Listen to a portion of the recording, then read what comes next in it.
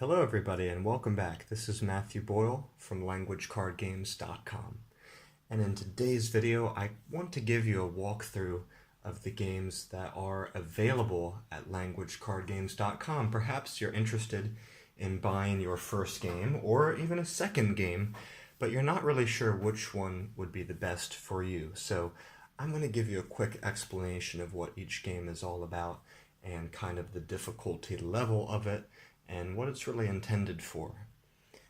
So the first game that I ever made was Chinese Champions, and now there are two sets of that game, two editions, Chinese Champions 1 and Chinese Champions 2. They both have the same backs, they're both totally compatible. You can shuffle them together and battle them against each other. The only difference is that the first edition has paper cut artwork done by my own hand, and the second edition has my own personal photography from my travels around China. So the artwork is different, but both of the artworks were totally done by me. And Chinese Champions is more of an intermediate level game. I do believe it could really fire up the imagination and interests of beginners, but maybe it would be a little bit better for people who are looking to bridge the beginner to intermediate gap and something to keep them interested and keep them moving along. It's really an educational resource and a tool that you could use, with a study session or a study club or a Chinese language club, something like this. It's really, I don't want to make it sound too hard. It's really not that hard, but there's a little bit of a learning curve to it, as there is with many of my games. Okay, so that's Chinese Champions 1 and Chinese Champions 2. By the way, this is for this is for Mandarin Chinese, and it's simplified Chinese characters with the pinyin underneath. And by the way, a lot of people don't know that pinyin has a very intense rule set for how it should be written, and I've tried my very best to adhere to that rule. So be careful that the pinyin you're studying is not done too casually, because you could be studying wrong pinyin.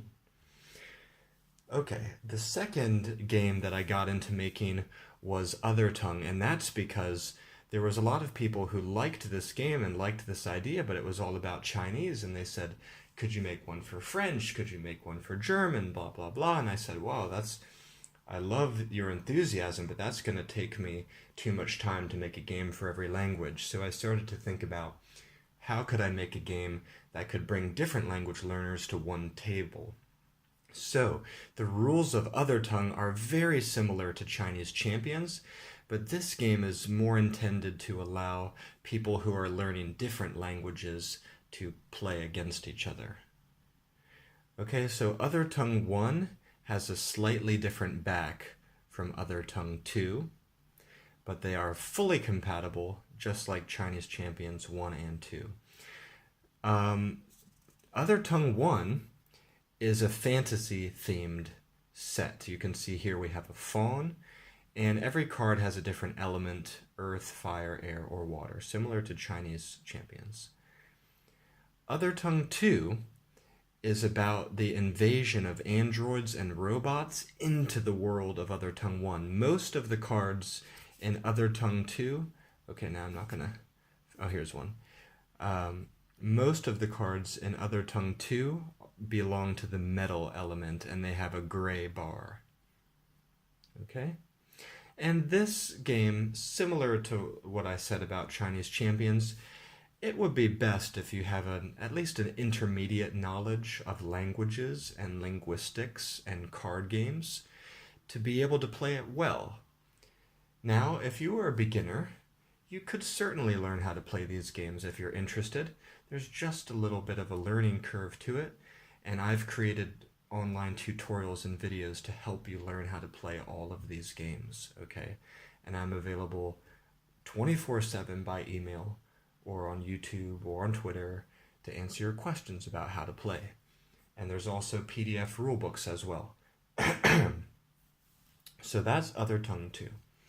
Okay, now we shift into a slightly easier territory with a game called Fighting Flashcards. I made this game because I was interested to see if I could innovate in the realm of physical flashcards. I like to use physical flashcards. Let me grab some. I wasn't thinking in advance to prepare some flashcards, but okay, here's some of my Chinese flashcards. You may be familiar with something like this, okay? And people may use flashcards to study languages, but also other subjects too. And this game, Fighting Flashcards, is to be used in conjunction together with your own physical flashcards. So what you would do is you have a deck of fighting flashcards, you have your physical flashcards that you already made, and your opponent has their own. And you can play with 2 or more people, like all of my games. So what you do in this game is you draw a card, and it gives you a challenge to complete with your flashcard. If you can complete that challenge, you can throw away your flashcard, but if you can't, your flashcard is most likely going to be put back in. So there's a lot of different challenges in fighting flashcards, and the first person to pass all the challenges and get through all of their flashcards wins. Fighting flashcards is also the characters and pictures in Fighting Flashcards are based on a story I'm writing, which you can read at languagecardgames.com. Alright, and this one, in terms of difficulty, this is, I would say it's in between this one, which is the easiest game I have, and the others, which are the most difficult games I have.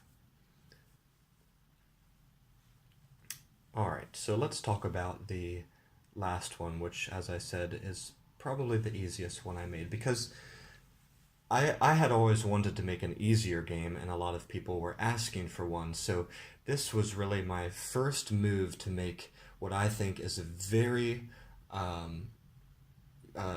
easy game, very suitable for casual gamers, families, young children, gamers who would like a quick game or a palate cleanser style of game between harder, more difficult games. Okay, that's this one, Language Guardians. And it functions very similarly, well, pretty much the same as the card game Uno. If you know that game, you have to match colors and categories to each other when you put the cards down. So in this game, you say the card will prompt you to say a particular word in your foreign language, and if you can do that, then you have to put the card down on a card with the same color or name. And the first player to put down all of their cards from their hand wins. So this is a very simple, faster game, again for 2 or more people, and just like all my games, well, except for Chinese Champions, players can use any language they're learning to fight the other players. Okay, so if you have any questions about any of my games that I've shown you here today, feel free to leave them down below and I'd be more than happy to answer. Cheers, guys, and thanks for watching.